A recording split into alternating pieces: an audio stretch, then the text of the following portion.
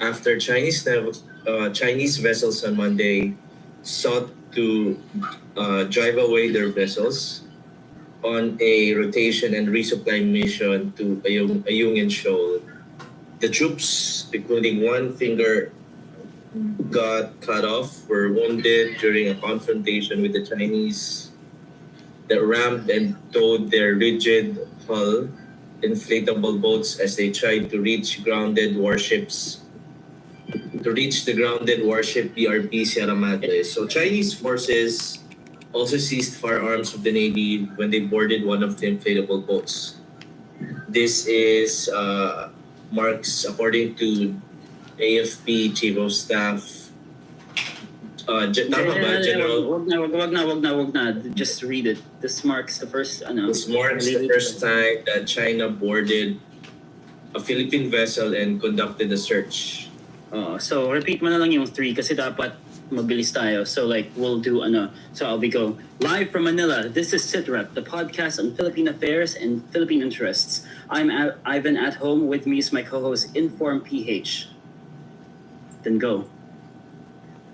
Make it a little bit less formal than that. Hindi, okay na yan. Oh, nandun pala siya. Hi, Alex, ang Richard. ganda ng boses mo. Hi guys, can you hear me? Yes, we can. Loud Fantastic. and clear. Sir, are we live on YouTube? Yeah, you guys are being Are we? heard. All of your backstory. Don't worry, it's all good, all good. Just for people who wanna ask questions, you're actually live on my TikTok too, just in case we want to spite our friends. Yes, let's go. It's time to get banned. It's an honor to have you, sir. Pleasure guys. Sabi ko nga, tonight na lang, let's just do it na lang. Essentially, Of course. this will be my meta for tonight, but obviously better with you guys. Medyo late na pag next week, baka ibang news cycle na naman, daming ganap. Of course. Looking forward. We will be starting. Ube, perhaps you can turn on the 1-minute timer and then we can Okay. start. We'll go live. We'll go live.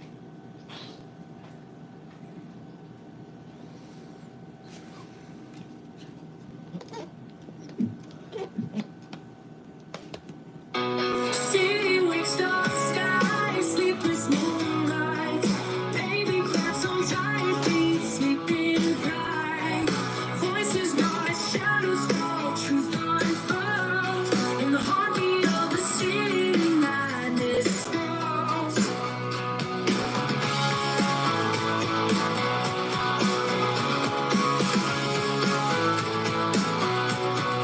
Echoes bounce off concrete dreams lost and found. Battles fought in alleyways, revolution sound. Green and gray skyscrapers watch without a soul. In the heart of Manila where stories unfold. Alex and I cry out loud the truth. Scream for justice like a fever broken youth. Every word's a bullet sailing through the night. In this war. And we are live from Manila. This is SITREP, the podcast on Philippine affairs and Philippine interests. I'm Ivan at home. With me on the here is my co-host Inform PH. Hello, Alex. Hey, hi everyone. So tensions rose this week in the West Philippine Sea as at least 8 Philippine Navy sailors were injured after Chinese vessels on Monday sought to drive away their vessels on a rotation and resupply mission to Ayungin Shoal. The troops, including one whose finger got cut off, were wounded during a confrontation with the Chinese forces that rammed and towed the rigid hull inflatable boats as they tried to reach the grounded warship, the BRP Sierra Madre. Chinese troops also seized firearms of the Navy when they boarded one of the inflatable boats. This marks the first time that China boarded a Philippine vessel and conducted a search. It's truly a drastic escalation, no doubt. And who better to react to this than our guest today, who needs no further introduction? Professor Richard Haydarian is a senior lecturer at the University of the Philippines Asia Center. He's an academic, columnist, author, online commentator, foreign relations analyst, and undoubtedly one of the most prominent public intellectuals in the Philippines today. Professor, it is an honor to have you here on our podcast, sir. Thank you very much, guys. It's a pleasure to join you guys. At least I don't feel lonely na mas konyo pala kayo sa akin eh. Sabi ko, ibang klase pa lang. Yes. Mas konyotic to. I feel less lonely. Thank you. Thank you. Of course, of course. It's a different audience on X, sir. It's a different audience. Absolutely. Yeah. So, Alex. Okay, before we start, okay, this is one of we wanted to start the episode on with a very light question. So we have here, okay, the first question. So, how is how is your workout routine, and what are your tips to get? What are your tips to getting a, like a toned physique? So that is the first question. So Our producer insisted on asking you that, Professor. Fantastic. yes, yes. Is this the launch We of wanted to make it light. Yeah. is this the launch of my Tristan Tate career? It's time. It's time. I'm working on that. Don't worry. That's another project I'm working on. Obviously, I'm not in my 100% shape with all the traveling and airplane food, but as much as possible, sinisigurado ko na all of this just sitting, sedentary work, teaching, writing, and all of that doesn't take too much of a toll, at least in terms of my, my self-image. So, hindi pa ako nandyan, but hopefully later this year, if we get there, definitely we're gonna give tips on that. Yeah. Well, I can't relate to all that tone and buffing up because my physique is as weak and brittle as the foreign policy. It sways in the wind. So Never too late. I guess, sir. More personal question, sir. You've had now hundreds of thousands of followers on social media, and you've gone from we remember you from your early days on doing online work during the heart of the Duterte period. How does it feel, Professor, that you've become such an authoritative voice and public intellectual, if not the public intellectual on geopolitics in this country? Like when people think, it's Richard Hadarian, of course we need to listen to Richard Hadarian. How does that feel? Well, I mean, obviously, besides my great share of haters, including a lot of pretentious public intellectuals and pretentious experts with no relevant publications, I don't think we need to say the name of these people. Itago na lang natin sa pangalan na. I'm just kidding. No, actually, I started as a blogger in 2012 or 11 on Huffington Post. I don't know if you guys, maybe you're too young, but Huffington Post used to be the cool blog.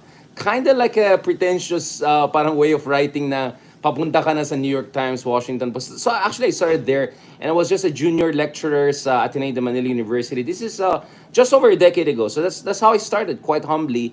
And then may mga nasulat tayo na medyo nag-viral, and by 2014 na, Karen Davila and mga other people noticed that, mukhang nasa Pilipinas pala itong tao na to na kung ano nung sinusulat niya sa Huffington Post. And essentially from there, it took off. So I wrote a book on Duterte. That was actually already my third book. I wrote on the Arab uprisings. I wrote on, South China Sea already. Then I wrote a book on Duterte. So the Duterte era were crazy. Obviously, it was very depressing because you're getting death threats, attacks, insults, right and left. And hindi pa naman ako handa. Akala ko, pakit lang trabaho ko.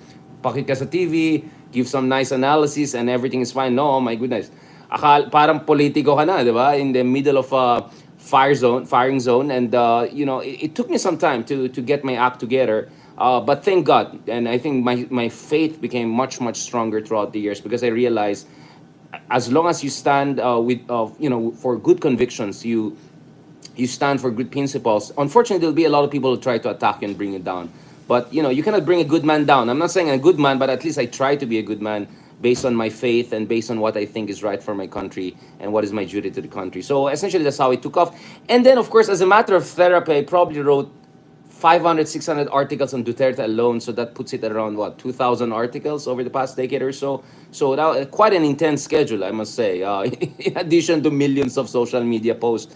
But if I were to give an advice, and I usually don't give this kind of advice, but since we started this whole Tristan Tate career, be very active during especially elections or big events. That's where you're going to get noticed. I started as a foreign policy West Philippine Sea guy, 2014, 2015. But I got into domestic politics, and now I have a podcast almost every day. Thank God we're saying analysis. I started that by live tweeting the debates. Ito yung debate ng 2016 ng TV5 One News where I work right now. And that was a debate where I said Grace Po won it if it's a question of merit. So para sa atin mga konyo, I think panalong-panalo siya.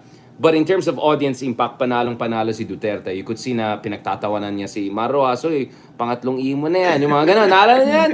Tapos si Lord De Vera pa nandun. I mean, it was hilarious. But that's where we saw was Duterte funny. is so good in terms of audience impact. So, live feed ko yan, and then I wrote articles. And essentially, that's where I also launched my, political analyst lifestyle. I hate the term political analyst. I mean, we took political science and everything for a reason. But, so, sinabay ko yung foreign policy at domestic politics kasi there's no way you can understand Philippine foreign policy, especially during the time of Duterte, without understanding domestic politics. So it was that nexus that I look at throughout those years. And essentially, that's where I work it through from. I mean, it was not easy. I also made some wild decisions, including debating some of the DDS vloggers and all of that. Because I'm not scared. I mean, I grew up as a debater, very competitive debater in college for UP Diliman, among others. So I never shied away from debating with anyone, essentially on earth. And thank God, also all writings got attention of many people. As a journalist for GMA Network before that, ABS-CBN, I had a chance to interview Prime Minister Mahathir, meet world leaders. Henry Kissinger, months before he celebrated his 100th birthday, also reached out to a number of experts in the region, and when I say region, the whole Asia and the Indo-Pacific, and I was one of them. So I felt probably ito yung destiny ko to put the Philippines on the map in terms of strategic thinking. We have world-class journalists, we have world-class nurses, healthcare workers. Ang gusto ko sana mangyari is makilala din tayo mga Pinoy bilang strategic thinkers. Because pagdating sa Southeast Asia, it's all Singaporean. I love my Singaporean friends, but they're not the only ones thinking in this region. So, when Kishore Mahbubani writes something about can Asian think, something like that, well, I'll say like, are Singaporeans the only one who can think in ASEAN? So, that is also where I come from. Obviously, I pulled that off kasi medyo makapal ang mukha natin, and it takes a sense of self-confidence to pull that off. But thank God naman, medyo na-justify naman natin ng konti. Sorry for the long introduction. I know that was supposed to be a light conversation. No, it's fine, sir. You saw the wave and you rode that wave well, sir. Pleasure.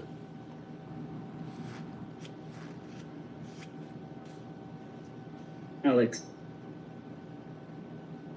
Okay, so you have hundreds of followers on. No, I already asked that. You already asked that. My God.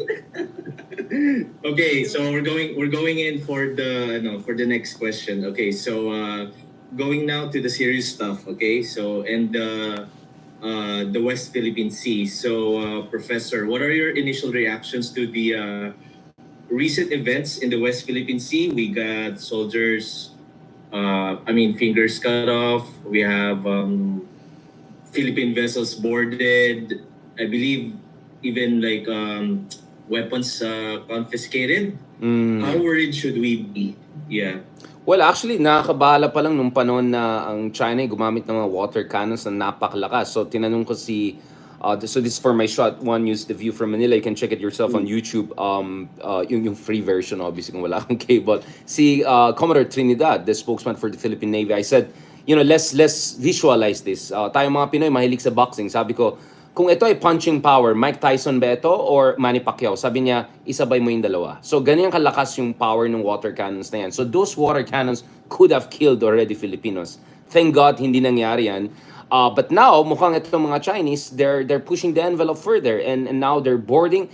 And again, if you look at the statement by Commodore Trinidad, ang sinabi niya dito is, parang hinihintay lang nila na bumaril tayo sa kanila para gagamitin nila ito as casus belli to escalate this all the way. Thank God, fortunately, very professional yung ating mga troops. I think medyo special forces yung mga pinadala natin. But imagine, syempre, malaki din ang pride ng mga yan. So, the fact na pumayag sila, para sa bayan, they had to eat their pride, no? I'm sure kayang-kaya nila itong mga Chinese na to kung hand-to-hand combat. I do martial arts and all of that. I can see these guys know their stuff. So all kudos to our very professional Navy servicemen for doing the right thing. And in fairness, nag-adjust din naman tayo. Gumamit tayo ng mga bagong barko na hindi na pwede water cannon, diba? So, unti-unti na-adjust natin. I would say kung boxing ito, round 3 pa lang tayo So, hindi pa tapos ang laban, marami pa tayong pwedeng gawin. So, yes, nakakabahala, pero it's like you're watching boxing and round 3 pa lang may konting knockdown. Medyo mag-worry ka. But alam mo, mahaba-habang usapan to at we'll have our chance to get back at them. my understanding also is, in the meantime, things are going well for us in terms of making sure medyo malakas, fortified yung position natin sa West Philippine Sea. So I absolutely agree with Justice Carpio, who I interviewed also on this issue yesterday. I suggest people to also check that interview. We had a lot of laugh and fun. There's no reason for us to push the panic button. Having said that, though, you're dealing with China. Having said that, though, we saw Russia, how ridiculous Putin became when he just invaded Ukraine. We saw in the Middle East the tit for tat going on there. So, having said all of these things, I'm not ruling out the possibility that our Chinese friends will do something funny. Kaya, no room for complacency. So, we are somewhere between complacency dapat and panic. Pero tuloy-tuloy lang yan. Huwag tayong magpa-intimidate. Psychological warfare lang yan partly. Yung mga trolls na pro-China, alam natin sino mga to, ginagamit nilang incident na ito para sisisihan tayo. Imagine mo, di ba sabi nga ni Senator Cynthia Villar, ito yung pinakagusto ko baba pa tayo, di ba? I mean, sisisihin natin ang sarili natin sa pagbubuli ng China sa atin. I mean, forget about being patriotic or not, sinong syungang nag-iisip na gano'n, na sinisisi ang Pilipinas for getting bullied? Parang kinusto yan So anong gusto nila? Maging tayo, province of China? Or we'll just allow China to have its way in our own literal backyard? So I think it's also, kaya nga mahalaga na hindi tayo masyadong paranoid kasi yun din ang ginagamit ng kabila at mga proxies nila to force President Marcos Jr. to reconsider his position. So no panic, but don't get complacent. Absolutely. Basically. So this is certainly an escalation, Professor. I guess my next question before we go into your tweet, which will be the body of the conversation. If this is an escalation, then why is China choosing to escalate now? And why is it in this specific form? Are we facing the sort of stuff we're seeing in the Indian Himalayas, in the Doklam, Sikkim region, Absolutely. where they're literally it's like barangay rambulan out there, where they're just clubbing each other with sticks? And if that's the case, should we start bringing out the army sticks for our special forces too? What's the future here?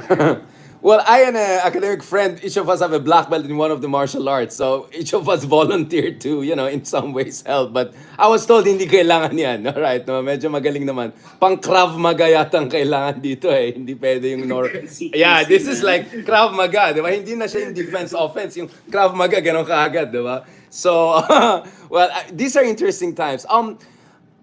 Yes, for me, okay, so there are a couple of things. So first of all, one reason I'm slightly worried ako is China has this thing they call short, sharp war. So they did that to Vietnam in 1988 before they took over the Johnson South Reef. They kind of tried to pull that off against India. Hindi lang once, multiple times, kaya there were massive casualties. Medyo pang Bollywood yung nangyari. Nagsusuntukan sila and all at the ceiling of the world, right? And the idea is, you don't need to go massive war, massive, live fire or missiles and all. You can have this calibrated, medyo deadly, pero calibrated pa rin, and then get the ball rolling. So this is a violent version of their salami slicing, whereby the salami slicing is not just smooth, may konting rough here and there. But obviously, with the Philippines, maging iba yan dahil grabe yung transparency initiative na ginagawa natin. So, kitang-kita sila. Thanks to, I think, Chinese DJI drone, kitang-kita yung ginagawa nila. Sa atin, ako nga, gumagamit ako ng CapCut and TikTok to edit yung mga videos na pinapamukha yung mga bullying ng China. So, so that's one thing. The other thing is we're a US treaty ally. Vietnam didn't have that kind of alliance. India doesn't have that kind of alliance. And it's not like you're going to nuke each other for, 5 casualties. The world doesn't work that way. So that's why, kung titignan mo, hindi naman useless yung mutual defense treaty because hanggang ngayon, hindi pa rin ginawa ng China yung short, sharp war, which has always been my worry, and I've been writing on this for quite some time, observing what China did.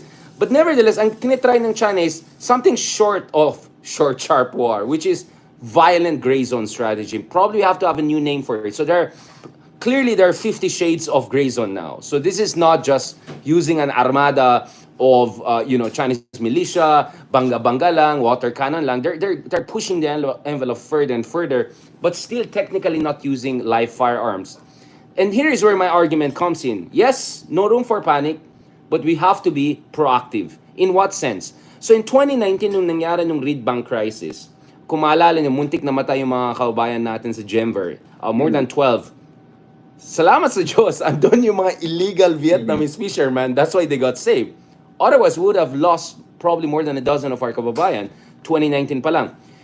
Then U.S. Ambassador to the Philippines, Sung Kim, someone who knows his stuff, he dealt with North Korea, I think he's still in Indonesia right now. He suggested, baka yung MDT ay dapat ma-apply din sa gray zone attacks by China, including attacks by their militia forces.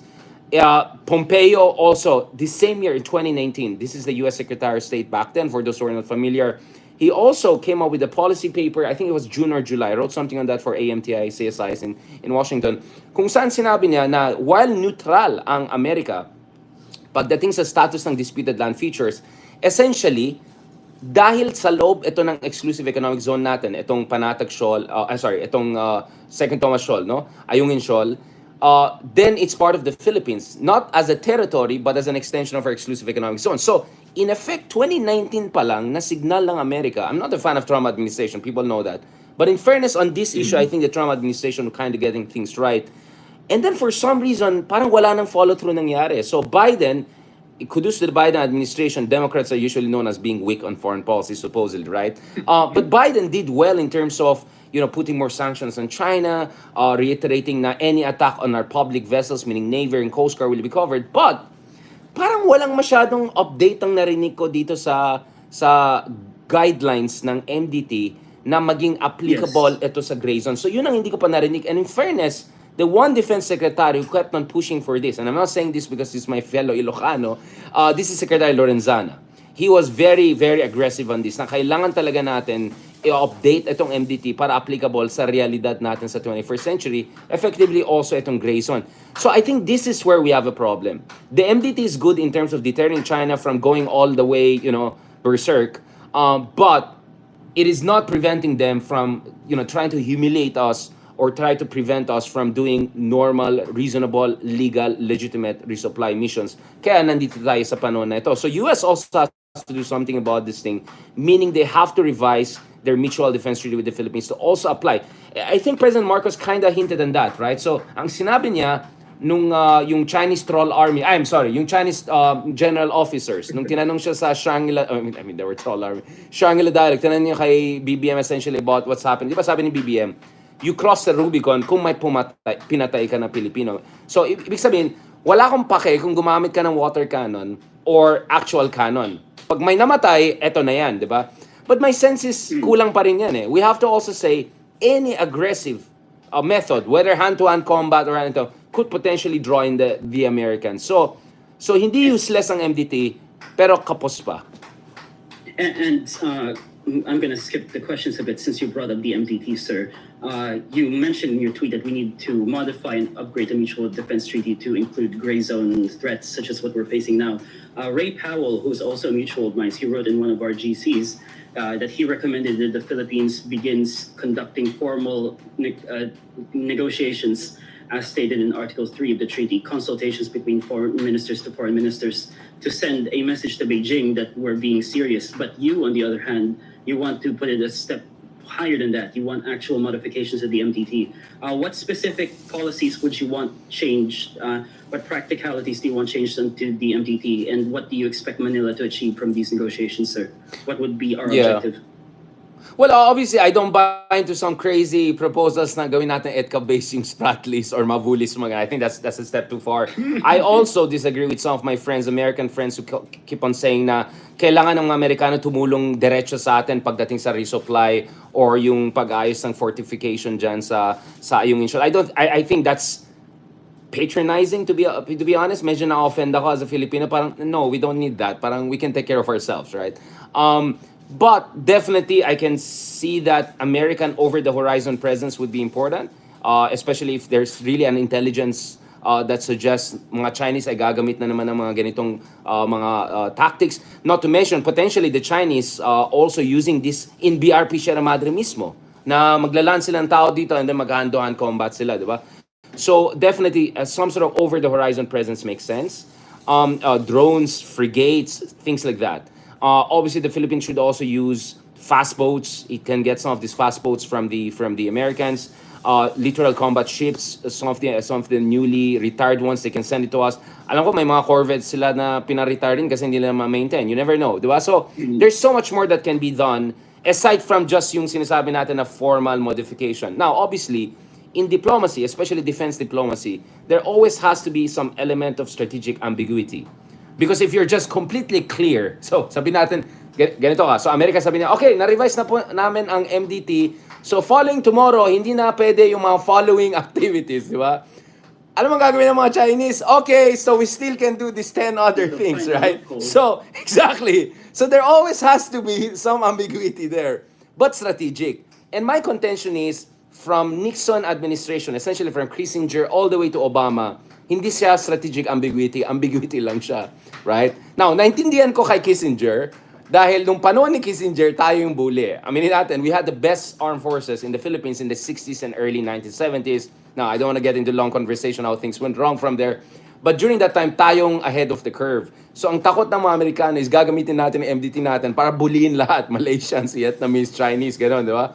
Good but times. but by the time of Obama, my goodness, hindi na ibang usapan na. So I'm very disappointed with the Obama administration. I think they were really weak in terms of standing by the Philippines, and Yes, our sir. good friends sila Richard Fontaine at CINAS, Center for New American Security, have a new book called The Lost Decade, essentially blaming Obama among others for not holding the line during this time. Now, Obama was not totally useless because 2014-15 pa lang, nagpadala na sila ng mga drones and frigates kasi may plano ng China sa Ayungin Shoal. So, again, hindi totally useless but far from optimal. So, yun ang inaayos natin ngayon. Now, so going back to your question, so I'm just going around here because we Yes, have to sir. cover all the bases.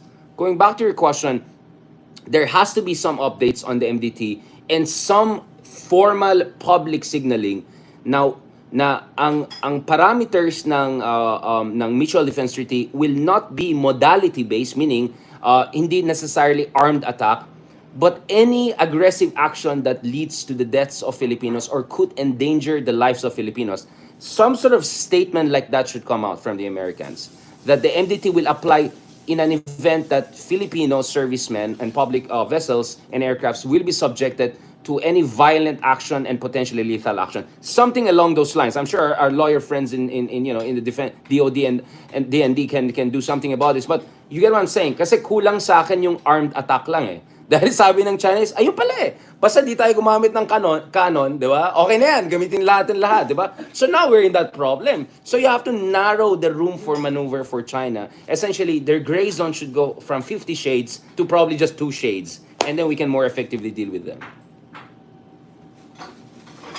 Okay, you mentioned in your recent tweet on the incident that the Philippines isn't helpless Mapahingin in the yung face ano of ko, this sort yung of charger ko. harassment by the China Coast Yung Guard. charger na blue So sa building room. on your previous statements about how the Philippines still has Yung charger. some kind of leverage to pull and room to maneuver in the escalation ladder. So what is the next step for us here? How do we match this level of escalation?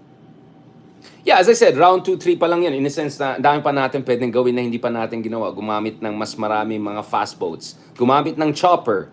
Baka yung chopper ni Bamban Mayor, ni Alice ko, baka pwede rin gamitin yung chopper na yan. May libre tayong chopper na makuha yan, di ba?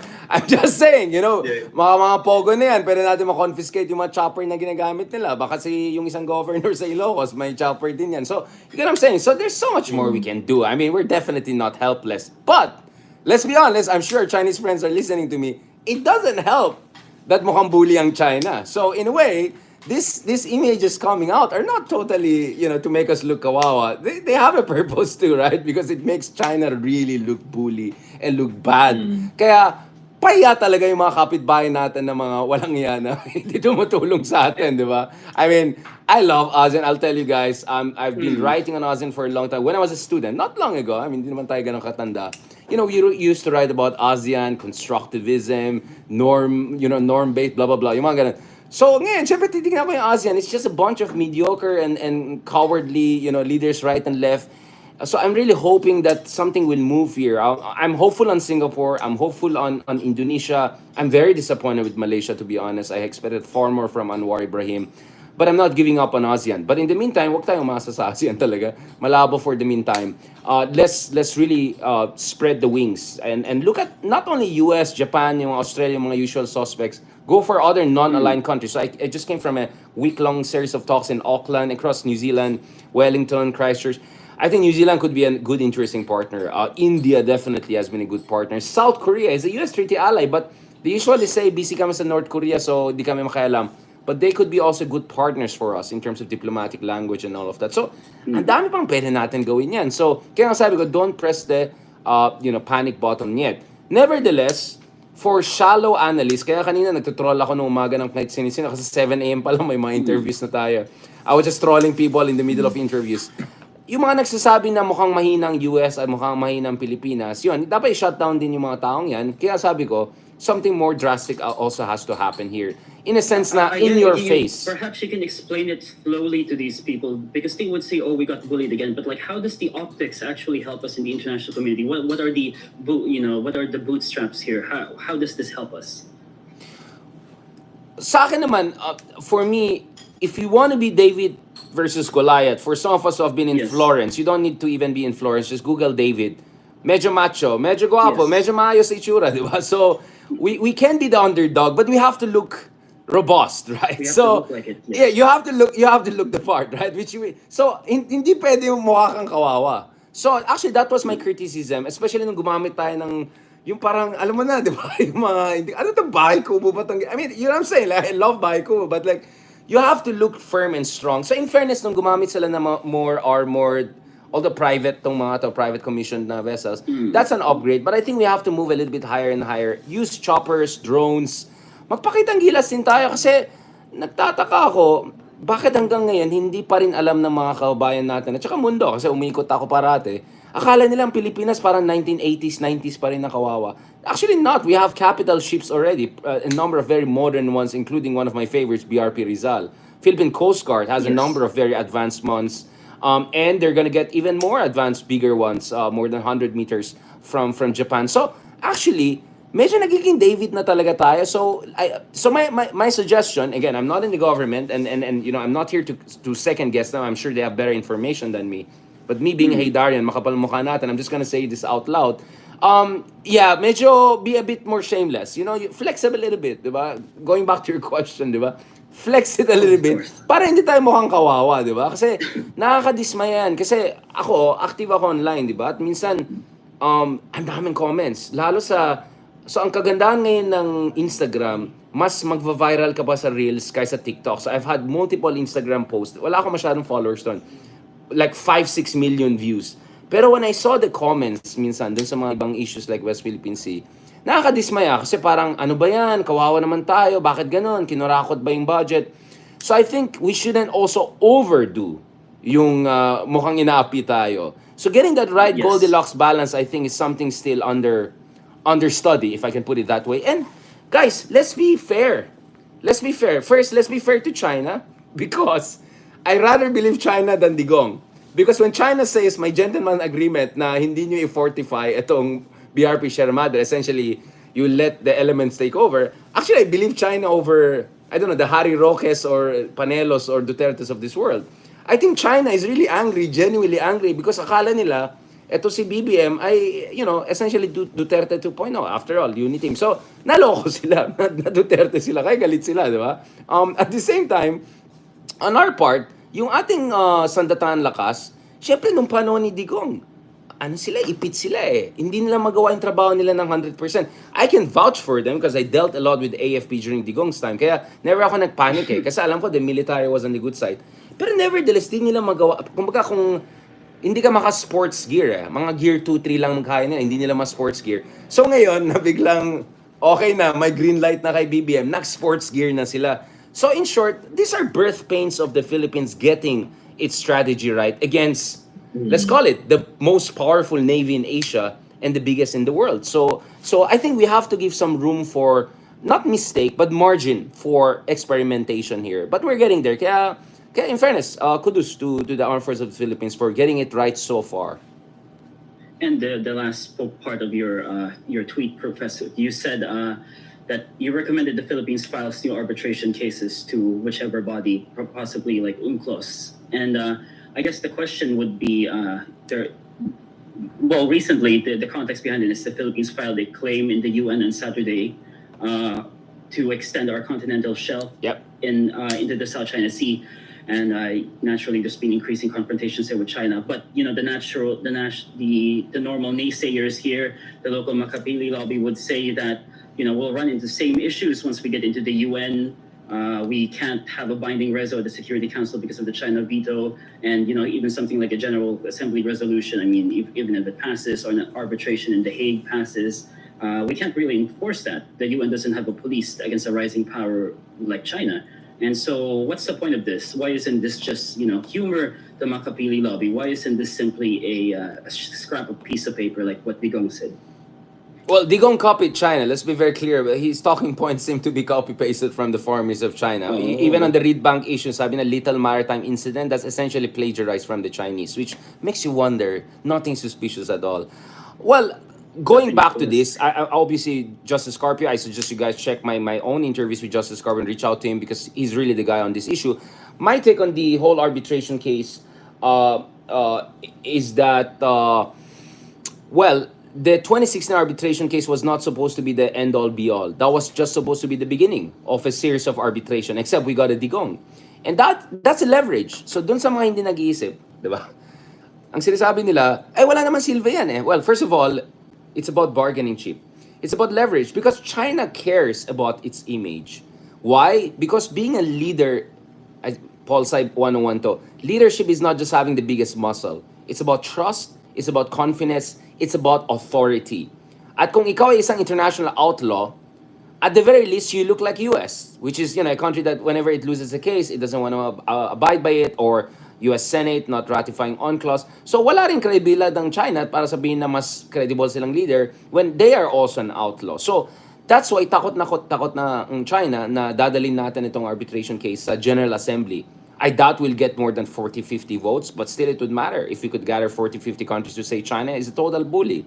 So, unlike Russia, which is rogue talaga, medyo nag-rogue level na si Putin, China doesn't want to be a rogue state. China wants to be a leader, a hegemon in our part of the world. So, we use that against them. We use essentially their strategic narcissism against them.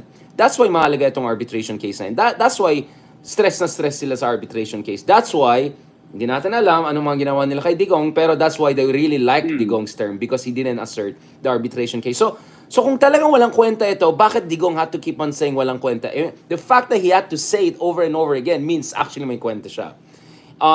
Including the fact that dahil may arbitration case operationally, yan ang ginamit ng mga Amerikano, Australiano, Europeo para mag-conduct ng freedom of navigation operations. Dahil base sa international law, walang saysay yung 9-dash line ng China. So we provided the legal basis for international powers to push back against China. Of course, you're not gonna get 10, but you're forcing China to retreat a little bit. You're putting China in a defensive position. Now, the other thing we have to keep in mind is this. Marami ako na back again to Nancy Binay. Baba ba tayo? Di ba si Nancy Binay may isang beses na sabi niya, bakit yung Vietnam, Malaysia, Indonesia, maayos tayo, hindi pa, baba ba tayo? Well, there's a parallel to that in West Philippine Sea. Isang dahilan ng Malaysia ay medyo beshi-beshi sa China ngayon is because kinuha nila yung gusto nila. So in 2017 and 18, I interviewed Mahathir when he was here in Manila. He bashed China's BRI, saying, puro mga dodgy deals yan, death trap yan. And then, after sinampal-sampal niya yung China and warned about new colonialism, in China mismo, in Zhongnanhai, then China gave him discount. So nung kinuha nila yan, medyo bumait sila ng konti. And then later on again, nung 2020, ibang administration na yan, wala na si Mahathir by this time, nag-push ng Malaysia, actually, ending ni Mahathir administration. By the way, nag-push ng 2019 December, I was in Hainan, China during that time for a forum. Malaysia's filed for an extended continental shelf. This is the second extended continental shelf. One was, I think, 2007 or 8. This is the second one. While they were supposed to be beshi with China, so yung mga Malaysians, mabait-bait sa China, they'll say that, but actually they're fighting for their right. And in 2020, they unilaterally developed oil resources sa areas claimed by China and also by Vietnam. This is the West Capella that they use for Petronas oil exploration. So nung nakuha na naman nila gusto nila, bumait na naman sila, na-criticize nila yung AUKUS. So ganito yung kalakaran ng mga Malaysians. Because wala silang alliances, they have to be wise. So, hindi totoo na ang Malaysia ay sunod-sunuran sa China kaya kumukuha siya ng investment to. China, Malaysians, they play their game. They slap you, then they so smart, wise sila. Indonesia naman, even if hindi sila claimant sa West Philippine Sea, noong 2020, si Jokowi ay pumunta sa North Natuna Sea na nag-overlap doon sa China's 9-dash line. Sabi niya, we'll have no compromise on this. Very strong statement, nag-scramble ng F-16 fighters. I wonder why Indonesia's F-16 fighters wala pa tayo. And send warships and expanded their presence in that area. And then nung back down ang konti ng China, then mabait na ulit sila. Vietnam, my goodness, whether 1,000 years or 4,000 years, they have been resisting China. This is their entire national identity, right? So, ewan ko dito sa mga, whether ignoramos tong mga to, or bayaran tong mga to, or all of the above, napaka-false yung narrative nila na maganda yung investment sa ganitong bansa dahil essentially, ano sila, suko sila sa China. That's not true. They all fought back in their own time. Guess which country was not fighting back against China during this period? Digong. So kapalpakan ni Digong din yan eh. You know, what we're paying the price for is Digong's legacy. Because Digong, by being so subservient to China, spoiled China. And probably he gave them some gentleman special discount. And that's why yung mga Chinese ay galit na galit sa atin. So kung may kailangan tayo sisisiin sa nangyari ngayon ay China, but also Digong. Not the current president who's doing something right. Let's be clear, 93% of the Filipinos, in one way or another, essentially are on the same page as the current administration. And this is not the genius of Marcos. All of us here, we come from very different political persuasions. Of course, I want to always believe I'm above the fray. But all of us agree with this because this is our national interest. Ang outsider lang dito ay yung mga makapili na 3% na lang yata ngayon. In fact, I'm shocked na hindi 99% yung number. But hopefully we'll get there as time shows, you know, na obvious na talaga yan ang itsura talaga ng China. The true face of China has been shown. But having said all of those things, I'm hoping, for me, peace through strength. That's my policy. And you don't have to be a superpower to have peace through strength. Vietnam has been doing that with China. Malaysia has been doing that in their own little ways. We see in history, smaller countries, when they stand their ground and get the grudging respect of superpowers, eventually they prevail. I can go to 18th, 19th century history. I can go to the time of the Greeks. We can talk about Venice and Florence. Again, for anyone who actually has a legit education in history, not only some international relations theory, blah, blah, blah, or nag-aral lang dyan sa tabi-tabi sa Europe, hindi ganoon. Yung talaga nag-aral ng gusto, nagkaroon ng, you know, publications, alam niya ang sinasabi niya, and who has traveled the world and talked to world leaders and experts, they would understand. Actually, the Philippines has leverage. So I came back to your question. There's so much more we can do here. But let me say one thing that is controversial, and I believe many will disagree with me. Ang isa pang dahilan na sa tingin ko ang mga Chinese ay napaka-aggressive sa atin is because nababahala sila sa polisiya natin patungo sa Taiwan, di ba? Because we are giving the Americans a lot of access dun sa bases sa Cagayan, Isabela, and potentially even in Batanes, not to mention Ilocos Norte, na may kinalaman ito in one way or another sa Taiwan. Huwag tayo magloko. Alam natin ang... The Luzon Strait. We Yes, sealed off the Luzon Bashi Strait. Channel, exactly. Now, I agree with President Marcos Jr. that we, you know, alam nga naman nakatenga lang tayo, hintayin lang natin na sugurin ng China ang Pilipinas at Taiwan. Kasi there's no way if China invades Taiwan, they're not gonna shoot down and bomb all of our bases in the north. Hindi naman nila hintayin yung neutrality natin eh. Sasabihin nila, gagamitin naman kanyo, bobombayin nila. So I agree with Marcos that, President Marcos, that we need to be involved in some way to deter a war. Last thing you want is China as your immediate neighbor na giant island of Taiwan. Pero sa aking palagay, medyo malayo pa tayo sa war scenario. Again, of course, there's always probability for something crazy, but I think it's less than 50%. Ceteris paribus, right? As things stand. So, ang mungkahi ko dito, again, I know some people will disagree with me. Ang mungkahi ko dito is, gamitin natin itong Taiwan question para makuha tayo ng concession sa West Philippine Sea. In short, tell to China, aba, gusto nyo, gusto nyo mayabang kayo sa West Philippine Sea. Sige, bigyan namin ng mga Amerikano lahat ng gusto nila doon. Maglagay ko ng 10 HIMARS.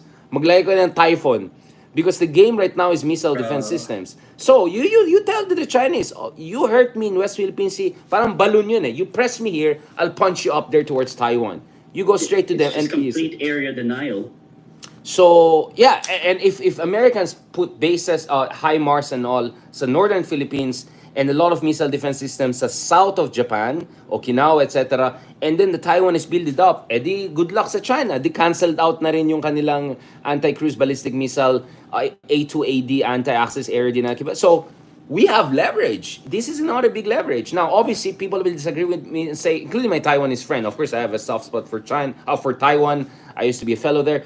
but I care about the Philippine national interest. And at this point in time, I don't think we are in a war footing yet. So kung wala pa tayo sa war footing, I hope I'm right. I mean, then gamitin natin itong Taiwan issue na to. Dahil sa tingin ko naman, hindi pa naman finalized talaga eh. At pwede naman natin i-dribble at i-calibrate gaano kalaki yung pwedeng maging access ng mga Amerikano. Because we still can determine how much access the Americans will have dun sa mga EDCA bases na yan. Actually, they're not even EDCA bases. They're sites. Meaning, they won't have the kind of prerogative they used to enjoy during Cold War dahil bawal ng military bases. So let me correct myself again. Sites. EDCA sites. So we have far more prerogative on what happens there than ever nung panahon ng Subic Clark bases ng Amerika. So again, kung wala kang alam sa geopolitics, kung hanggang ano ka lang, influencer ka lang, pakit ka lang ganun, or you will think na, you'll just see one side of the, there's this metaphor about four blind men, each of them touching one side of an elephant, thinking that is the whole world. That's the problem. But if you know all the dimensions, you know that it's an elephant. It's not just a foot, it's not just a rear, it's not just a face, it's not just a trunk. You have to see the full picture to make a right decision. And ang problema natin dito, maraming tao dyan who have no business making geopolitical analysis because obviously, nagbabasa lang sila ng Wikipedia or whatever. I mean, all of us have a right to read. But you get what I'm saying? And akala nila, yung kahapon, singer, ngayon biglang, attorney na sa on-clause international. Ang dami mga ganun, di ba? Ang tago na lang natin sa... So, you know what I'm saying? Ang dami mga ganun. And then may mga useful idiots na ang alam lang nila, mga bulag-bulag, na apat silang bulag. Yung isa ay buong mundo ay ito, ang trunk nitong elephant. Yung isa, buong mundo ay paanong elephant. When what they don't see is the 360 degrees. They don't see the whole elephant. And that's what I want to do. That's what I do. I mean, I keep on writing books because that's how I understand the elephant. I look at each part of this moving chessboard, a three-dimensional chessboard. That's how you have to think about it. My first course was actually in pre-med, no? So I did anatomy, physiology. I look at, so for people who have a little bit of that kind of background, I think one of you is at least in medical courses, you would understand how systems work eh. It's multi-causal eh. Many things come together eh. Pero kung wala kang background sa ganitong multi-causal analysis, you don't know about how the body works, you would think na, okay, pag press mong ganon, may heal na yung, yung sakit. It doesn't work that way. You have to have differential analysis. That's the term that you have to use. So I use differential analysis, kind of like a doctor, when I look at geopolitics. Okay, next question is, how long can we sustain such efforts? I mean, all those gray zone tactics of China. There's concern that Chinese are out to wear us down materially, so economically and in terms of morale. So more of like it's becoming a battle of attrition. You see in Taiwan where the Taiwanese forces and their military equipment are really being strained by Chinese incursions. Can we endure this situation for years? If not, then can we be doing now? What can we be doing now to boost our defense resilience? Well, again, sabi ko nga, wag natin i-press pa yung panic button, but at the same time, let's not be complacent. So you correctly pointed out, may degrading effect yung ginagawa ng China dahil limitado lang naman yung barko natin. Kung sirain mo ng sirain, yung abilidad natin mag-resupply ay naturally bababa. Kaya kailangan talaga natin ng long-term build-up. Pero isa sa suggestions ko is Americans, they should donate to the Philippines their recently retired littoral combat ships and probably use some of these high-level British, fast boat, inflatable ones. Ang dami pa nandyan eh. Nakapark, nakatenga lang. Bigay na nila, di ba? Ilang billion ang binigay nila sa Ukraine. Or sa Israel na napakalakas na bansa. Sino bang kalaban? Isang lang. Bigyan nila sa atin. Tayo may kailangan dito. Ang karap natin, China eh, di ba? So, that's where I'm coming from. Unfortunately, we don't, anyone who claims they know what's going on inside Xi Jinping's head. I don't think even Xi Jinping knows what's going on there. This is a fluid situation. It's dialectical. It's back and forth. It's what what the correlation of forces, what the Soviets would say, or what Xi, the Chinese would say. The kind of alignment of forces. So no one can exactly say where there will be some sort of a reset or escalation. But I'm telling you, there is a very high chance if we keep on standing our ground and there's some adjustments and tweaking here and there, eventually Chinese will quietly sue for a new equilibrium. under a new equilibrium, we have to have a kind of understanding na second Thomas Scholl, never tayo alis dyan. Patayin yung sarili nyo, never kami alis dyan. You just have to accept that. And in the meantime, kung gugulo ka pa, we'll give the Americans more access on Taiwan. Gugulo ka pa, we'll push back against you dyan sa Sprat list. I mean, we have to remind our Chinese friends, they got so much already. I mean, just don't be so greedy. I mean, you build all of those fake islands, massive bases, kinuha mo yung Mischief Reef. So there's so much more, diba? And by the way, yung status of the Panatak Shoal, Scarborough Shoal, is still up in the air. So we have to also look at that. What are our options there? So in short, tell China, don't be so greedy. You already got so much. Take the win, right? But if you want to push, well, maybe we can also push back. And so, and as I said, hindi na nag-iisang Pilipinas because ang daming galit sa China, di ba? Unfortunately, many people have a reason not to say it openly because, you know, you want to be on good graces of China. But Taiwan and the Philippines are essentially on the same front line. The Japanese are also essentially on the same front line. We're all first island chain country. Countries as far as third island chain, like New Zealand, are already worrying about what's happening here. Second island chain countries like Australia are also looking at how they can help, how they can get involved. The French, everyone is coming in. So I think time is actually not necessarily on China's side. I think there's so much room for intervention here. As I said, para itong boxing, round 2, 3 pa lang tayo. Huwag tayo maging, di ba? Actually, I would rather use football as an example. I know Filipinos don't like football kasi sobrang boring, sobrang tagal. Wala pang goal, di ba? Or kung may isang goal ngayon, hindi pa tapos ang laban, di ba? This is not basketball. This is football. This is boxing. A lot can We're still keeping happen you- in the next rounds, yeah. And speaking of the football, so we know we're keeping you from the Euros, which is going on right now. So we're now, as we entered 1 hour, perhaps we can go into some fast talk, some fast questions, sir. Just may fast from our talk pa, hindi ba audience fast and talk yan? Yeah. Wasn't that fast and enough? from our defense analyst friends on X, as we come to a close, just a few questions. You can answer them as short or as long as you want to. So, Alex, first question. Yeah, there is a question from our commenters. So, how sure are you that Washington will honor their MTT with the United States? I mean, with the There are Philippines. those naysayers in this country and on X who will say that U.S. will let us down, like how they did in 2012 with the Scarborough standoff. That is a question. Mm-hmm. Well, I mean, Ukraine was not even U.S. ally. All right, let's not forget about it. And yung Ukraine joining NATO was total nonsense. No one in his right mind believed that a broken third world level corrupt country like Ukraine would be allowed into NATO. No one wanted them inside NATO. That's not true. You know, Bush said something stupid in 2008 about Georgia, Ukraine's future. But anyone who's familiar with the facts knows that Ukraine was essentially on its own. And yet, as soon as Ukraine showed a little bit of, yun nga, feeling ko yung iba na-hurt sila kasi si Zelensky, comedian na naging totoong leader. Habang yung isang tao na mayor, naging leader kunyari, pero comedian ang lumabas sa kanya, si Jetski Boy, di ba? So, paya sila kay Zelensky. I remember very well. Everyone thought within 48 hours, Kiev was gonna fall when Russia invaded. Today, yes, Ukraine has not got, Donetsk and Luhansk and Crimea back.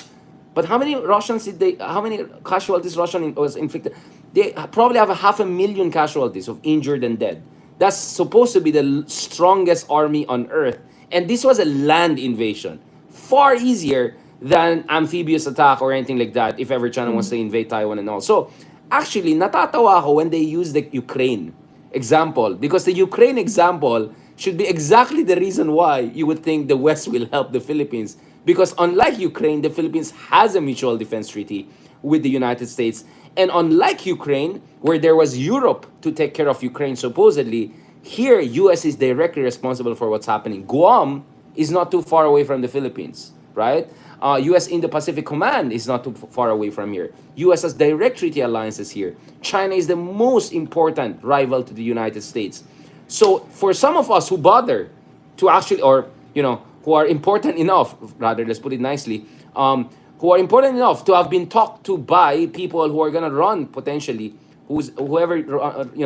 I mean, I've talked to people who could be the next ones in charge next year, no matter who wins, right? although my suspicion right now is Trump has better chance than ever. They will tell you they're China first. In fact, Trump is China first. Biden is China first. Other Republican candidates were China first. China first, not in terms of China first interest, but China is our number one threat. And if you look at the Gallup surveys and Pew surveys, 40% of Americans see China as the number one rival and threat. Only a percent or two said North Korea or Iran. And what, 12% said Russia. So there is a bipartisan consensus in US that something has to be done about China. And the idea that China will invade a treaty ally and US will do nothing, and then gagamitin mo yung Ukraine na hindi US ally, nakatabi ng NATO, Europe, and then look at 60 billion they give to Ukraine palang this year, and all the help. I mean, Ukraine is doing what it's doing to Russia because of NATO's help. And NATO helped them when they saw may laban palang Ukraine. So actually, the right lesson from Ukraine is, matakot ka kung China ka. Dahil mas mahirap sumugod na amphibious. Dahil napaka-similar yung weapon systems ng China sa Russia. I wonder why, di ba? So actually, maging more confident ka sa NATO weapon systems, right? The only reason why Ukraine is not regaining back those places is, of course, there's implicit nuclear weapon usage because Russia is desperate. Don't forget, Prigozhin almost marched all the way to, Putin almost lost his seat. I mean, things are really bad in Russia. And people are saying Russia is doing great. They're growing 2 to 3%. An average Russian earns 1/10 of an average European or an American. All right, I have Russian friends. I know the truth on the ground. So, growing 2% for a country so poor compared to the West is great for them. And Russia is almost selling everything it has to India and China alone. So much for being a superpower, and you're so dependent on Russia. So I feel bad for Russia because I think Russia can do better than that. And I think their current strategy is horrible because both Finland and Sweden have joined NATO. So, ang dami mga syungan ang sinasabi ng mga tao dyan. I mean, John Mearsheimer is an interesting guy. Actually, if you read John Mearsheimer, I completely disagree with his NATO expansion argument.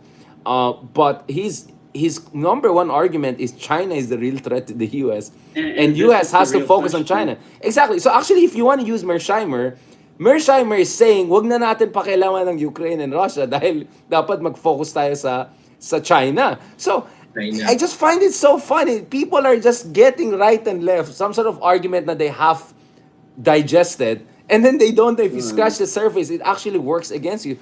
So it takes really certain level of ignorance to think that Ukraine is actually not. And last point, because of Ukraine precisely, lumaki ang tulong ng US sa Taiwan. Because Taiwan is saying we don't want to be next Ukraine. Dahil sa nangyari sa... And let's not forget, some of the exercises we're doing now in the Philippines are preparing for all-out war. Guess what tactics we're using? The tactics that Ukraine used to bludgeon the Russians, right? So we saw the superiority of NATO-grade weapon systems. HIMARS is very, very important. So, yun nga eh, they're just a bunch of amateurs and fools out there who are keeping saying, Ukraine, Ukraine. Like, actually, Ukraine, it should be a reason why, people should be ashamed of someone like Duterte. Because compare Duterte to Zelensky, right? Look at how Zelensky, his life was endangered. There's assassination plot on him every single day. He stayed in Kiev. I was in Munich Security Conference when Zelensky was there. This is just a few days before invasion happened. Everyone told him, wag ka na umuwi. Kasi baka susugot talagang Russia. Biden was very convinced. And some of these makapili fools said, no, Russia will not invade. I mean, screenshot ko, nakasulat pa yung isang nakasulat pa sa Rappler, nakalugay, the Russians are coming. Pinagtawanan yung threat na mag-invade ang Russia. So when the Russians invaded, I think these people should retire for good. They're completely useless people. They're worse than useless. They're toxic people. They know nothing about... Everyone told Zelensky, please wag ka umuwi sa Kiev. Delikado ka. And yet he still went back. And then the invasion happened, and look what the guy did. While the invasion is happening, he would live stream himself, ask for help, and tell his people to stay. Honestly, Ukraine is an inspiring case of resistance. It's an unfortunate and tragic case of a smaller nation being invaded by a larger nation thanks to a genius called Putin. Of course, I'm being sarcastic. But it's also a case that should shame some of the people here and elsewhere who think that the way forward is the Digong way. I'm sorry. Mahiya ka kung ikaw si Digong. Zelensky is admired all around the world, even in countries that do not support Ukraine because of their fear of Russia. What is Duterte's reputation around the world? I mean, so I think people have to be careful who sinong ina-idolize nila, si Digong or si Zelensky. Pumili kayo. All right.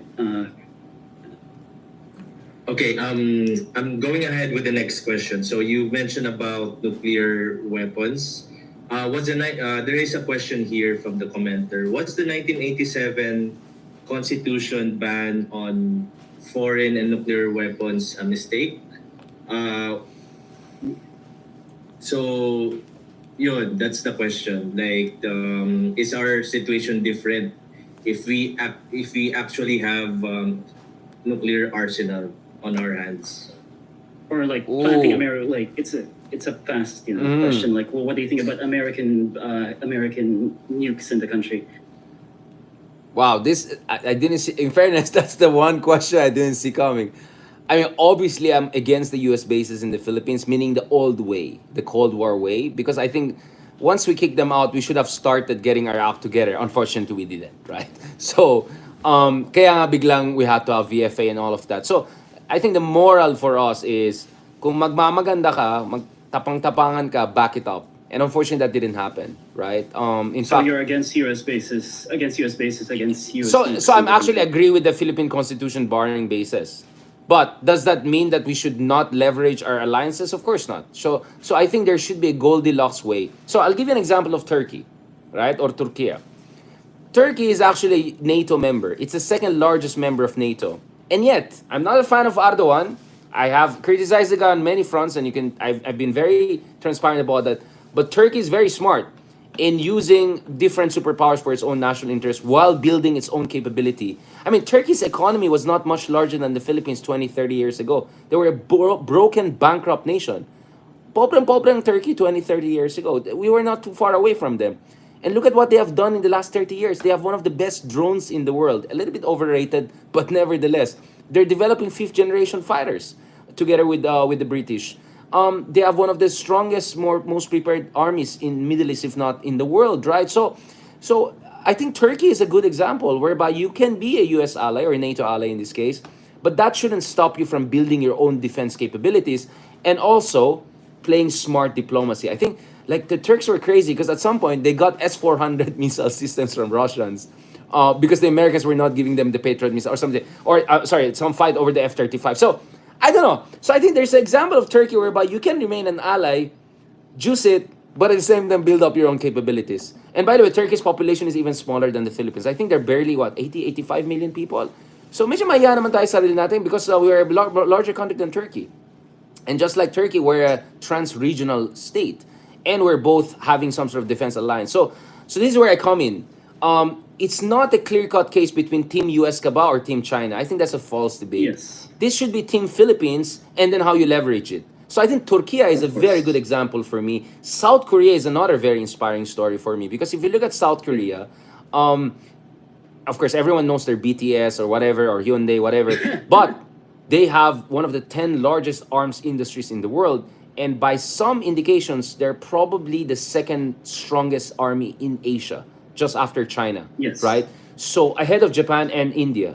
Again, it's a very small country. Ano bang population of South Korea? Half of the Philippines, right? What, 50, 55? So, again, another example. US ally, may bases pa nga ng US, but that didn't stop them from building their own defense capability. In fact, our best weapon systems come from South Korea. Well, they're not the best in the world, but the best that we got, right? So again, I can give you the examples of Korea and Turkey, two US allies or NATO members in the case of, but that they still develop their own capabilities. So if ever US leaves them, I think they have good chance of standing on their own and duking it out. And swerte nga tayo unlike Turkey and South Korea, hindi natin katabi yung mga sakit ng ulo, di ba? Sila North Korea, China, katabi nila kaagad. Tayo at least may degree of separation through the seas. So, talagang problema natin dito is hindi natin ginamit yung mga advantages natin and napakakulang yung strategic culture natin. And this is where, by the way guys, I wanted to do this a while ago. Let me congratulate you guys for what you're doing here. I'm not saying this because you're interviewing thank me. you. No, I'm telling you guys, Professor. sana lang we had this 10 years ago, right? Of course, bata pa tayong lahat nun. But do you get what I'm saying? Itong mga discussion na ganito ay dapat ginagawa ng mga civilian na katulad natin. Hindi lang dapat behind the scenes. Dahil pag pumunta ka sa ibang bansa, you go to Istanbul, talk to an ordinary Turk, he can tell you about geopolitics of Europe and Eurasia. You go to South Korea, the level of education about strategic culture is really, really high and very, very impressive. That doesn't mean they eat and live, on foreign policy like us. No, but the average Turk and average South Korean is very and their strategic culture at the elite level is really, really high. So unfortunately sa Pilipinas, hanggang purong trapo politics, domestic insurgency, ganun. So kailangan talaga natin i-level up dito. Again, kaya a part of me, as much as I get frustrated with a lot of nonsense out there, para sa akin naman, I'm an educator at the end of the day. Para sa akin, itong TikTok, sinistop niya na. Medyo hindi na nagustuhan yung discussion natin. As much as I see na may mga nakakabahala ng mga tao, but itong pinapakinggan, I think, again, these are birth pains of a rising middle power. That's what the Philippines is to me. We can become a legitimate middle power in the 21st century. At kasama dyan, hindi lang armas, pero pag-iisip, tamang pag-iisip, at tamang debate. You're free to disagree with me. You're not supposed to agree with everything I said, although I'll assure you, everything I say is based on years and hundreds of books of research and journal articles. But whatever, even if you don't agree with me, it's okay. But listen to my case and let's have a discussion about it. Okay lang. We need to have these kinds of discussions, yeah. And we'll go next to one of our main questions is common Makapili, common local Chinese SICOM talking point, which is that the Philippines is a vassal state. So perhaps explain to the useful idiots at home, Professor, why isn't the Philippines a vassal state? Why aren't we simply walking into the trap of the Americans trying to escalate, or a pawn about to be devoured? Explain to them in simple terms, sir. Well, I mean, Maybe yeah. I mean, have you seen, I'm a bit trollish on Twitter. Precisely because sometimes I realize, kung hindi naman maayos kausap tong tao to, edi pagtawanan ko lang. I mean, like, as much as I'm patient and as an educator, I also know when to just, hindi ko siseryosoin to. Hindi ka naman seryosong tao, ba't kita siseryosoin? And then I had some bad experiences, pinatulan ko, tapos siniscreenshot nila. They will try to make something out of it. Some of these idiots who push for parliamentary change without any understanding of basics. By the way, I'm not against change for parliament. But I'm saying some people na nagmamarunong. Hindi si Robin Hood, pero yung mga pinapakinggan niya. But anyway, forget about it. My point is, I just realized, misa pagtawanan mo na lang. Kasi actually, I enjoy it. I eat this for breakfast. I don't do breakfast, but this is my breakfast. Yeah. I do this for fun. Because, ba't kita siseryoso? And obviously, you're just there to spread nonsense and toxicity, right? Now, going back to this, ang unang sagot ko, I mean, I've done it. Also, gusto mo maging vassal tayo ng China, di ba? Like, that's what I always say. Galit ko kasi gusto mo sa inyo kami na maging alipin kayo ng China. So, minsan, that's how I fight back right away. I throw it at them, di ba? Because a lot of people who are doing this are... Because they do want us to be vassals of China. And they have contempt for us Filipinos. Some of these people are even racist. We don't need to get into this. I know some of these people personally na We've seen them. anti-US and all. Tapos, napaka-racist sa Pinoy. They really look down at us. And they have all of these racialist nonsense views. So, galit na galit sila na hindi tayo nakikinig sa kanila, or I'm not gonna get in trouble. Not necessarily from China yung iba. Not necessarily from China yung iba. But you get what I'm saying. So they would claim that we're the xenophobes. They Well- would claim we're the racist. apparently, any criticism of China will make you xenophobic. When in fact, I'm only talking about the policies of the Communist Party of China. I love the Chinese people. Among my besties from childhood were Chinese. My first girlfriend was Chinoy, etc. So no, I have nothing against. I love Chinese people. I had great time, by the way, in China. I've been to China many times. Maybe because they want to keep their enemies closer. But I've been to Beijing. I've been to Hainan many times. Although hindi ko nagagamitin yung mga ibang phone na ginamit ko doon. But you get what I'm saying? This is not against the Chinese people and civilization. Especially Chinese Singaporeans, Chinese Taiwan, whatever, or Chinese Filipinos especially. But also people in China. No. So, wag tayong magpaano sa nonsense na ganito na. Now, having said that, I am critical of our relationship with the United States. And I think this is where, again, you're free to disagree with me. Because, I mean, come on. Again, okay, They don't give us stuff. Israel, okay, fine. We can have a long conversation about that, right?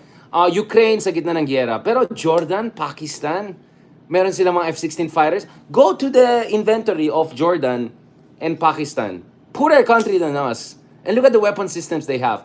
Egypt, again, sige, debate natin, 1979, peace deal, siguro part of. Pero hindi ko rin masikmura yung Egypt. Ang dami nilang Abrams tanks. Ang dami nilang mga magaganda American fighters. So, I don't buy this argument na hindi. Dahil, so, I think a lot of us Filipinos, especially, here naman, I'm gonna go against the other side. Yung mga masyadong pro-US, yung mga NBA boys, ang tawagin natin sa kanila, tuwan-tuwa sa Amerika, binigyan lang tayo ng 10 million dito, 50 million. Yeah, but, I mean, it's pathetic in the great scheme of things kumpara. I mean, sino bang kalaban ng Jordan? Daesh? Sino ba kalaban ng Pakistan ngayon? Taliban, di ba? Sino ba kalaban natin? Themselves. PLA, di ba? Or themselves, right? I'm sorry, I don't buy that argument. And I'll tell you what, I told that to our American friends repeatedly. Pichugin lang yung binibigay niyo sa akin. For sure, kukunin na naman ng mga kapilito to use it against my argument. But No, that's where I believe I'm an independent-minded guy because I criticize Russia, I criticize US, I criticize China, depending on the issue. Pero last time I checked, it's not US which is claiming West Philippine Sea, nor is Russia.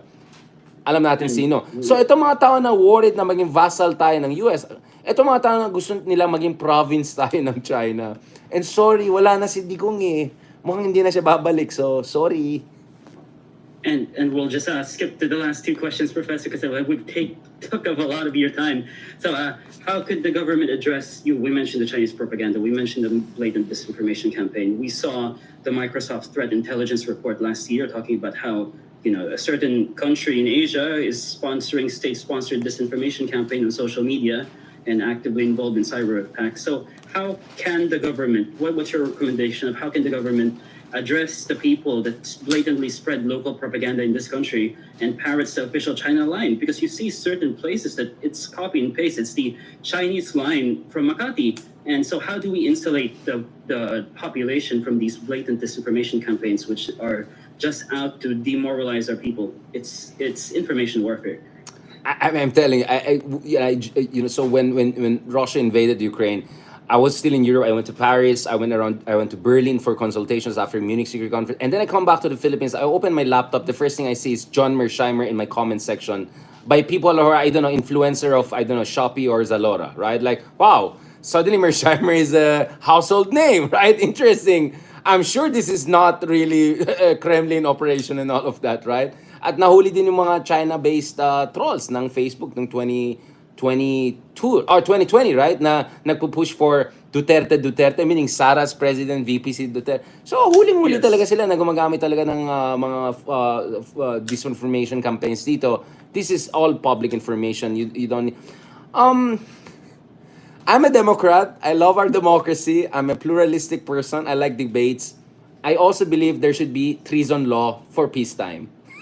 Hindi lang sa wartime. So I'll keep it there before I get into trouble. I'm sure many of my Of course. progressive friends will just say, but we have to have a treason law for peacetime. And kung ikaw talaga, ay talagang ano naman talaga, edi mag-register ka as foreign influence agent. Legit, okay naman, basta maging transparent ka. Huwag kang magpanggap na think tank ka. Huwag kang magpanggap na scholar ka. Wala ka naman may appointment. Huwag kang magpanggap na ano ka, kung talagang front agent ka. Pero i-register mo yan para lang transparent, di ba? Ang problema yung iba, nagpapanggap pa na academic experts, gano'n. Alam naman natin diretso from the, fresh from the, talaga yung mga sinasabi. They're not even intelligent enough to give it a spin. I mean, these people are like, actually, I feel bad for China.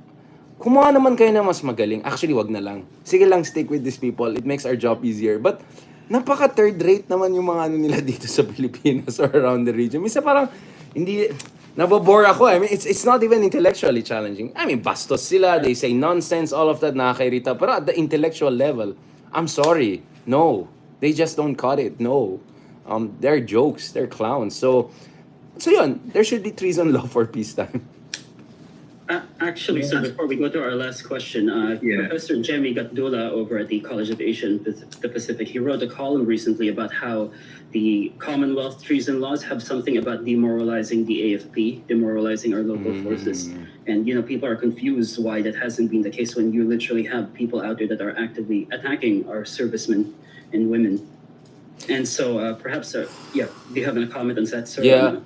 Ako naman, para sa akin, mahalaga na magkaroon tayo ng reforma pagdating sa legal system. But we have to be very careful about it. So this is where the progressive Yes, in me. We have to be careful kasi madali weaponize yan. Tama naman si Justice Carpio, pag medyo slippery yung definition ng treason, mamaya, paano kung bumalik yung kabila, di ba? Lagot tayo lahat, di ba? I mean, you know what I'm saying, right? So, Of course. Dapat mag-intelligent tayo. Kasi baka may sabihin na, hindi, mga pro-American to.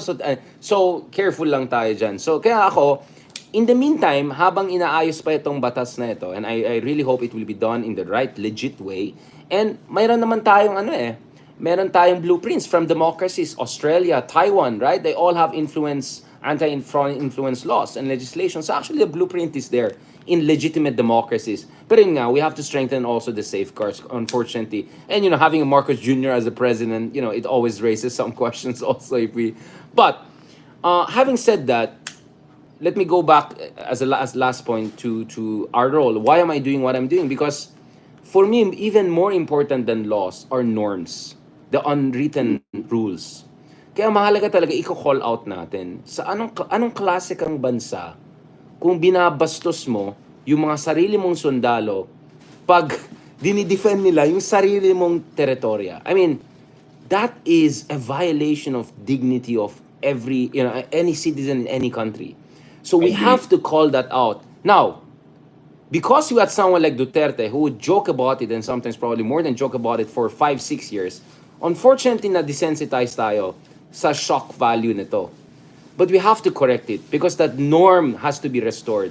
So for me, the norm is even more important than laws because informal rules govern our everyday life. Laws are there when court cases come in, di ba? So, ang trabaho natin dito is, tama sinabi ni Justin Bakisal, we need a floor. We need a floor. Any self-respecting nation has to have a floor of what is acceptable as a matter of foreign policy debate. Pag openly treasonous yung sinasabi mo, hindi na legitimate debate yan, umalis ka na dito.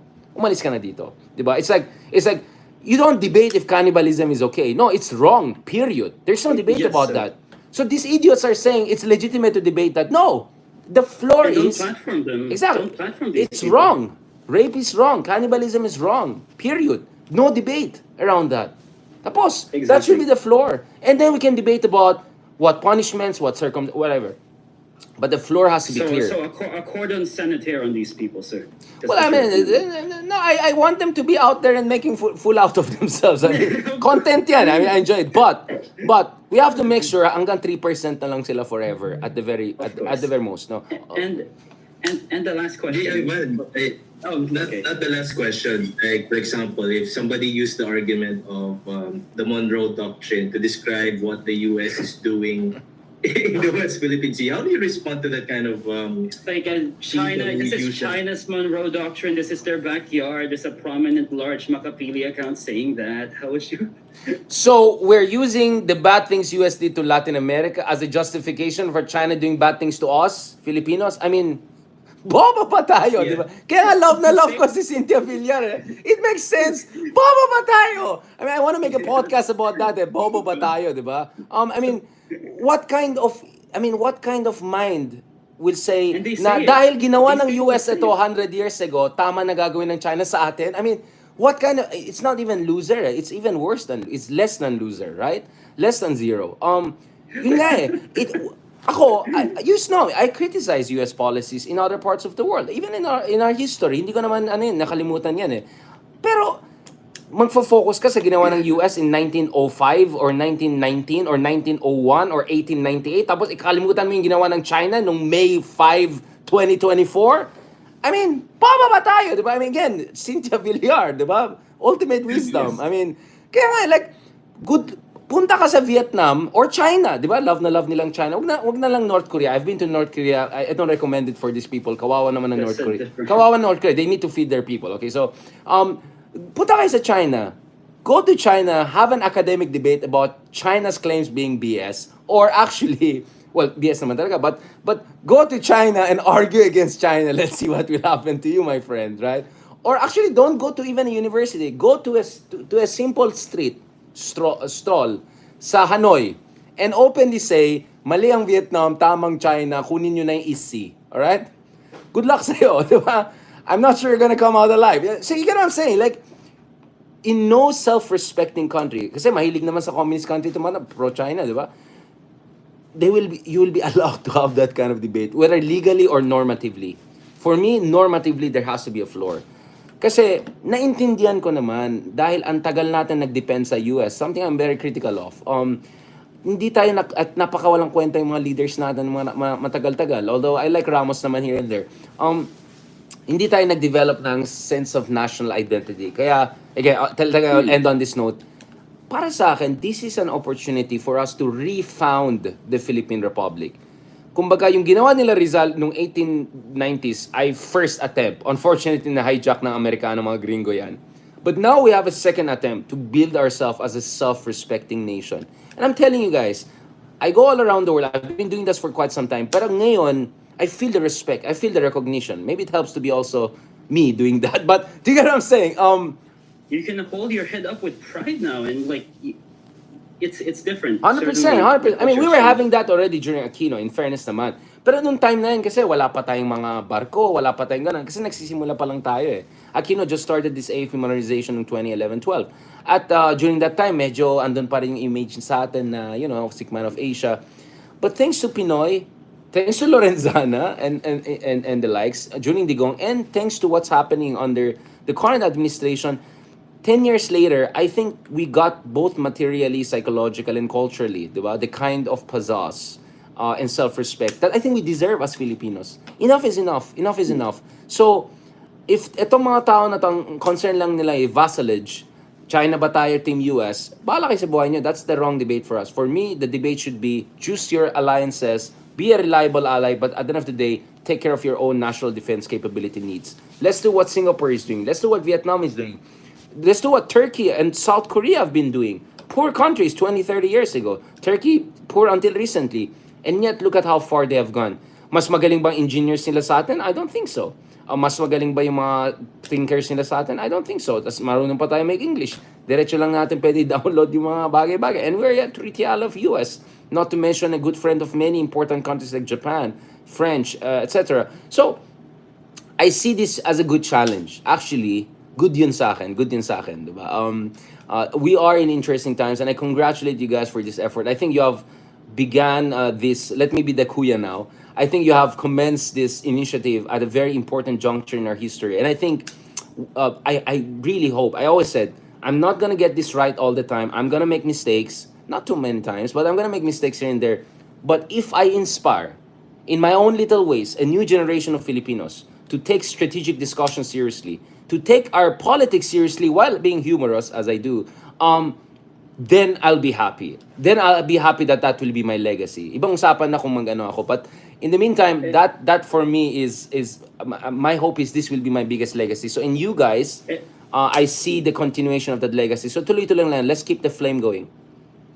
And it's worth, the feeling is mutual, Professor, because a lot of your talking points, it's getting down there, sir. Like, it's being repeated down there by the people on the field. And we'd like to end on that high note. Perhaps, Alex, you can do a bit Yeah, of... any last words for our listeners and our audience and the Filipino people? Like you mentioned about, in the discussion for geopolitics, anyone can chime in, anyone can take part. So what is your message for people who wanted to participate and be part of these kinds of discussion? As I said, hindi ito rocket science. The same way economics is not a rocket science. I really hated when some academics and social scientists make things overly complicated because they don't know what they're saying. When you write for the New York Times and Foreign Affairs of this world, you will be forced to write clearly and know what you're talking about. A lot of these academics na nagmamagaling never published in any legitimate publication. And I doubt they really have what it takes. No offense. I want to be really humble here. But I really, there's some people there who have to be put in the right place. So don't be intimidated by mumbo jumbo. Minsan, syempre, nag-English ako, baka na-intimidate kaya. That's not the thing. Look at my effort to speak Tagalog better. Medyo konyotic. Mas magaling ang Ilocano ko. But you get what I'm saying? This is not rocket science. This is about passion. This is about effort. But of course, having said that, you also have to give due respect to people who are putting, hours of their life into scholarship and proper understanding of this issue. People who look at the four sides of the elephant, not just one side. So it has to be a combination of reverence and at the same time making sure na hindi tayo ma-intimidate sa mga ganitong discussion. Foreign policy is a national issue. Hindi dapat sa mga English-speaking people lang yan or mga konyo lang yan or sa mga tao na sa DFA or strategic. This is a national issue. So lahat tayo dapat pag-usapan natin yan. My belief is the same on economics. Economics should not be just for people from, I don't know, School of Economics or people with economics background. Economics is also about public policy. And when you talk about public policy, lahat tayo apektado dyan. Are we willing to negotiate inflation at the expense of growth? Are we supposed to put growth above inflation? Can we have a balance? These are legitimate discussions about everyone. I'll tell you what, one of the things that made me really happy and proud throughout those years, especially when I was working in GMA Network, kasi Tagalog lang pwede, di ba? Marami ako mamimit na tao na for some reason, ma-recognize ka. I'm not saying I'm famous or anything, but sabi na, ikaw yung prof, di ba? Aba, simple lang pala itong onclos na to. Thank you, prof. Napakaganda explanation mo. Yun lang pala eh. I really felt proud about that because a true educator is someone who doesn't make things simplistic, who doesn't dumb it down, but makes it relatable and really gets the essence across. It's not really easy. It took me, 2,000 articles and half a dozen books to get there. And not to mention, hindi ko na, naka 2,000 vlogs na yata tayo. It's not easy. It's muscle memory. It's hard work. It's dedication. It's faith in the Lord. It's stoicism also. But I think it's the right thing we're doing. And as I said, ako, mag-isa lang ako. I may have hundreds of thousands of followers, I know, million followers, but that's nothing in the greater scheme of things. But if I inspire other people, not only with social media followers, with influence, with passion, with patriotism, to also pass down the message, I think I fulfilled my duty to my country. Thank you, Professor. And before you go, sir, perhaps you would like to plug any of your work or your social media accounts. Where can people find you? Do you have anything else new coming up? Yeah, I have a book stock with Melbourne University Press. It's about how different ASEAN countries are resisting China's hegemony.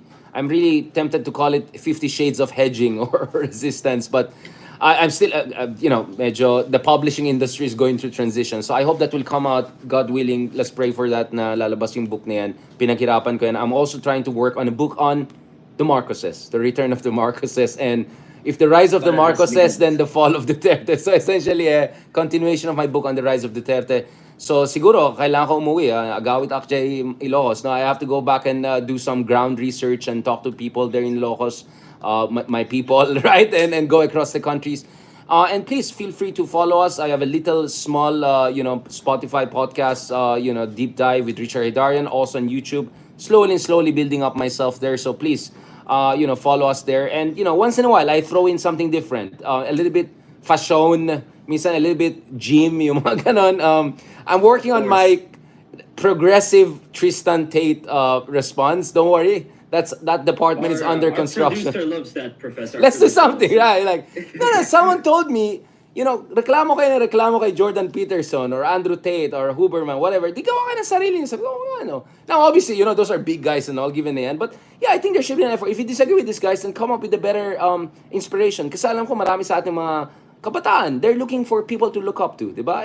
Kung snob ka, hanggang, nandun ka lang sa circle mo, paano mo sila ma-inspire? So, inspire by inspiration. And inspiration means relate. Exactly. That's what we're doing. So, thank you for your question on the, all of that and all. Maybe we'll do a jiu-jitsu or MMA vlog next time. Salamat, guys. I hope this is just the beginning of collaboration with you guys. As I said, I'm open to collaborate with anyone as long as my time and health and everything permits. Of course, things get crazy. And so unlike other people, I don't compete with anyone. So let's do this hopefully more in the future. Yeah. Yes, sir, and we'd like to thank our guest, Professor Huberman is legit, Richard, who's yeah. been so generous with his time and energy, especially for a small podcast like that. He's such an inspiration. It's good to see his messaging reach us, even a local level. You see his messaging even being repeated in the comment section, in the Bardagulan there. This has been SitRep, the podcast on Philippine affairs and Philippine interests. This has been Ivan at Home. With me is Alex Inform PH hosting live from Manila. Tune in to us on x.com/SitRepPH or youtube.com/@SitRepPH. Professor, thank you so much. Philippines, thank you and good night. Mabuhay. Good night, po. Boom. That's it. Para sa bayan. thank you very much, guys. Pasensya na kung mga nagalit sa atin doon sa mga sinasabi natin. May once in a tao lang naman tayo. You know, we have to throw things here and there. Salamat din kay Mommy. Bumili siya ng Starbucks coffee natin. Kaya ang daldal natin ngayon. Kaya sisisin ko si Mommy kung madaldal tayo masyado. Thank you also sa lahat ng mga nakikinig sa atin, sumusuporta sa atin. As I said, oh, by the way, yes, si Huberman and si Alex Friedman, they're legit. Okay, I just wanted to, anyway, mahabang usapan yan. Thank you very much again sa support niyo. Please support our little channel on YouTube para makamit natin yung 100,000 minimum kailangan natin for, to get the verification. Also, continue to support us also on different platforms. Spotify especially, more than 500 ratings na tayo, 4.8 out of 5. We hope to get closer to 5 again and hope to have at least 1,000 ratings before the end of the year, God willing. So please, just go to Richard Hidarian or just type Richard Hidarian, lalabas yan, deep dive. Just give us a, libre lang mag-rate. Please give us a good rating if you think we deserve it. Kasi, yun nga sa panahon ngayon, pataasan ng lang yan algorithm yan Hindi naman tinitignan yung content mo talaga kung may substance ka So, sana naman, hindi lang purong, I have nothing against celebrities, etc. Good for them, get all the attention. But I think our people also need something else. Hindi lang purong lang. Skincare is great. We can talk about that. But also, food for the mind. Hindi lang food for the body. So please also support us. Ka-TikTokers natin, thank you so much for sticking with us. Continue to support us also on TikTok. I have issues with TikTok. We can have a long conversation. But I know marami sa ating mga kaubayan nandyan sa TikTok. So I want to reach out to you also there. So this is my little way of reaching out to you. If God willing, one day, my production team talaga ako and all of that, I want to do far more. So salamat din sa lahat ng mga nagbibigay ng suporta, stickers, stars, everything. All these little things matter because yun ang ginagamit natin for gadgets. Tingnan niyo mga una natin mga vlogs, punit-punit yung Ilocano din ako, but you get what I'm saying, yung punit-punit ganun, walang maayos na lighting. So unti-unti inaayos natin lahat yan, di ba? But hopefully we want to build like some sort of like a production company level para high level talagang ginagawa natin. In the meantime, habang maliit pa tayo, kailangan natin ng momentum. Kailangan natin ng supporters and ratings. So please just go to Spotify or podcast. Libre lang mag-follow, libre lang mag-subscribe, at libre rin sana magbigay ng 5-star. I will really appreciate that. And any constructive, okay lang mag-criticize, but please be constructive and be kind. Thank you very much. Mabuhay kayo at mabuhay ang Pilipinas. God bless po.